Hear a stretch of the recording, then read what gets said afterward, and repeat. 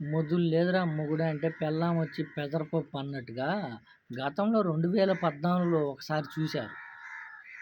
ఏదైతే బాబు గారు చెప్పిన హామీలను గాని, బాబు గారి పెట్టిన మేనిఫెస్టోని గాని రాష్ట్ర ప్రజలు మొత్తం చూశారు. ఏమని? బాబొస్తే జాబొచ్చిద్ది, ఇంటికొక ఉద్యోగం ఇస్తానని చెప్పాడు గతంలో బాబు గారు. సరేలే అని బాబు గారిని గెలిపించుకున్న తర్వాత ఇంటికొక ఉద్యోగం లేదు, ఏం లేదు బొక్క. పైపెచ్చు ఏదైతే నిరుద్యోగ భృతి ఎవరైతే ఉద్యోగం లేక ఖాళీగా ఉన్నోళ్ళకి వాళ్ళకి మేము డబ్బులు ఇస్తాము అనే విధంగా గతంలో ప్రకటించారు. అయితే అప్పుడు గాని ఏం చేశారంటే, ఒక వర్గానికే సంబంధించినోళ్ళకి ఇచ్చుకొని, అది దాన్ని సెపరేట్‌గా చేసుకున్నారు. ఏదైతే జాబ్ అని. బాబొస్తే జాబ్ వచ్చిద్దన్న, జాబులు లేవు, ఏమి లేవు. మొత్తానికైతే అప్పుడు గాని పోలవరం అన్నాడు. పోలవరం కట్టలేదు. మొత్తానికైతే విధ్వంసం సృష్టించారు. అసలు చెప్పిన హామీలు ఒకటి నెరవేర్చలేకపోయారు. తర్వాత 2019 వైసీపీ పార్టీ గెలిచింది. వైసీపీ పార్టీ గెలిచిన తర్వాత ఏం చేశారంటే సచివాలయం ఉద్యోగులను కల్పించారు. సచివాలయం ఉద్యోగులను కల్పించి ఉద్యోగాల్ని సచివాలయం, రైతు భరోసా కేంద్రాల్లో ఒక ప్రజా పరిపాలన అన్నట్టుగా తీసుకొచ్చి ప్రజల వద్దకే పాలన అనే విధంగా తీసుకొచ్చారు. తర్వాత వాలంటరీ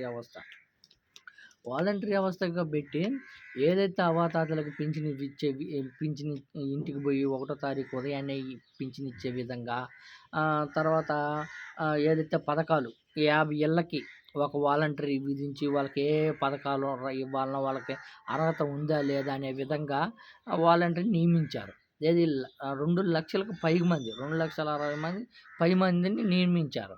నియమించి ప్రశాంతంగా ఎవరికి ఏ ఇబ్బందులు లేకుండా అవ్వాతాతలకు గానీ అన్నిటికి ఇబ్బంది. తర్వాత మధ్యలో కరోనా వచ్చిన తర్వాత వాలంటరీ సేవలు రాష్ట్ర ప్రజలకి బాగా అందించారు. మంచిగా ఉంది. ఈ వాలంటరీ సేవను గానీ ఆంధ్రప్రదేశ్‌లో చూసి మిగతా రాష్ట్రాల్లో గానీ పెట్టుకోవాలి అనే విధంగా ఉంది. అయితే ఏదైతే ఎలక్షన్స్‌కు దగ్గరవుతుంది వైఎస్ఆర్ పార్టీ 4 సంవత్సరాలు ముగించుకొని 5 సంవత్సరాలు ఎంటర్ అయిన టయానికి ఇంక టీడీపీ పార్టీ వాలంటరీ మీద పడింది. ఏమని?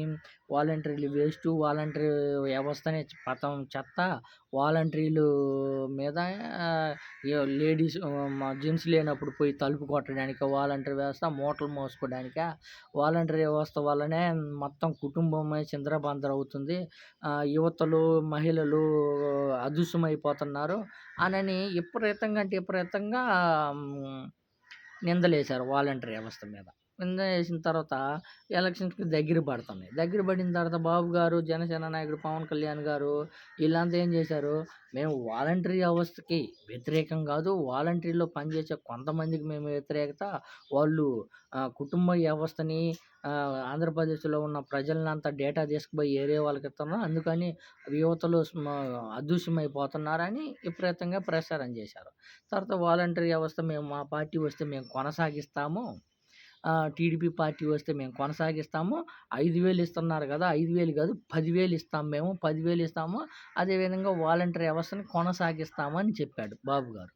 సరే తర్వాత ఎలక్షన్స్ అయిపోయినాయి. బాబు గారు భారీ మెజార్టీతో 2024లో ఘన విజయం సాధించారు. సాధించిన తర్వాత వాలంటీర్లు నమ్మారు కదా! గతంలో నమ్మారు. బాబు గారు గెలిచారు. సరే మొత్తానికైతే అయిపోయింది.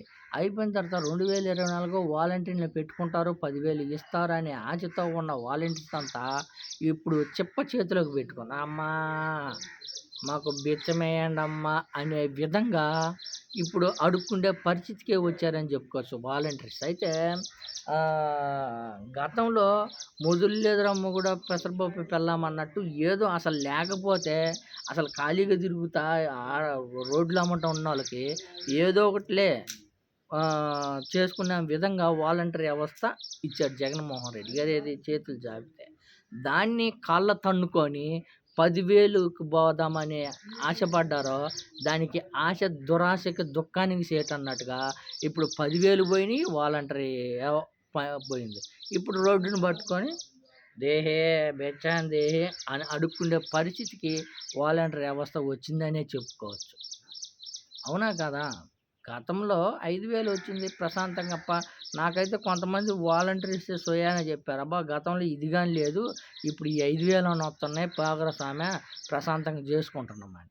ఇప్పుడు 10,000 అన్నారు, 10,000 పోయింది. ఇప్పుడు వాలంటరీ వ్యవస్థ పోయింది.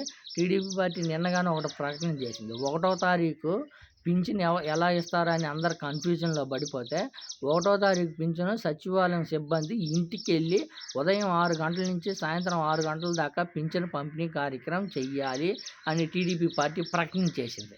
అప్పుడు దీనికి ఉదాహరణ ఏంది? ఇంక